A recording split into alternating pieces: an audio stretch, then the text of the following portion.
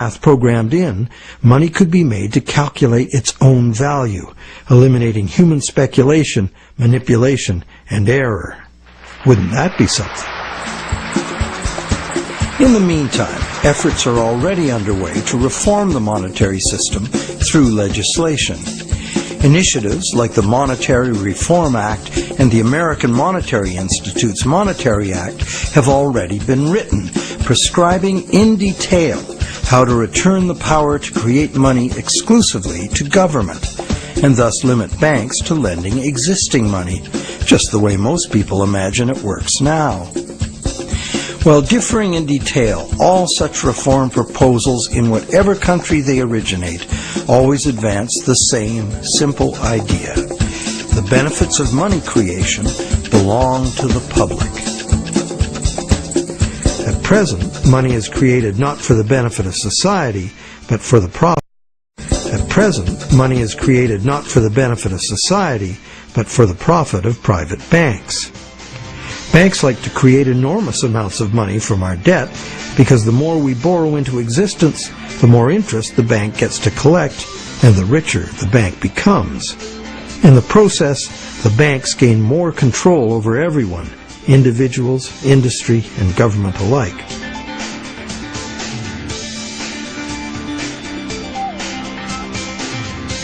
Abundant money too often leads to speculative asset bubbles that make insiders rich.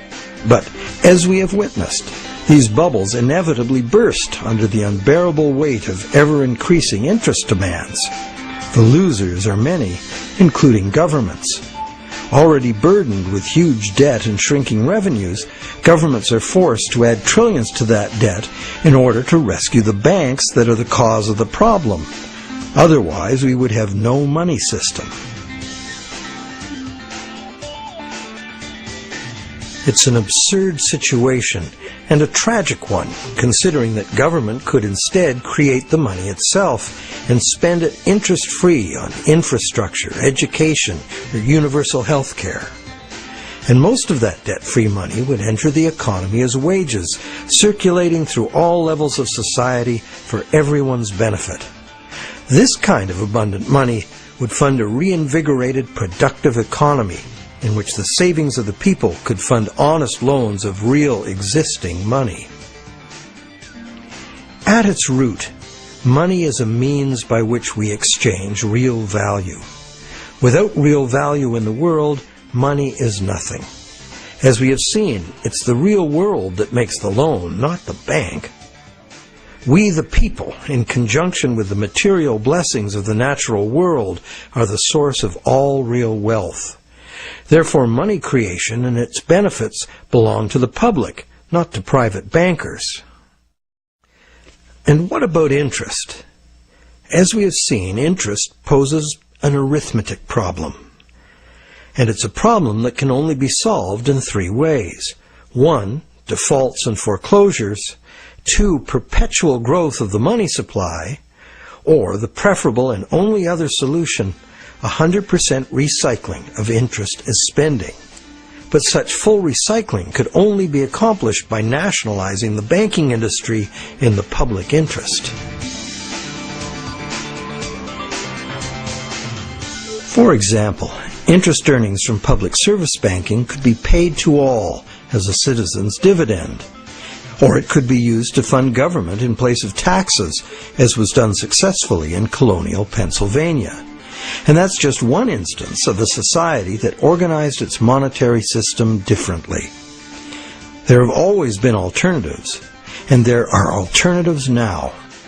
What the evolution of money really teaches us is that the real measure of money's value is, very simple, its usefulness as money.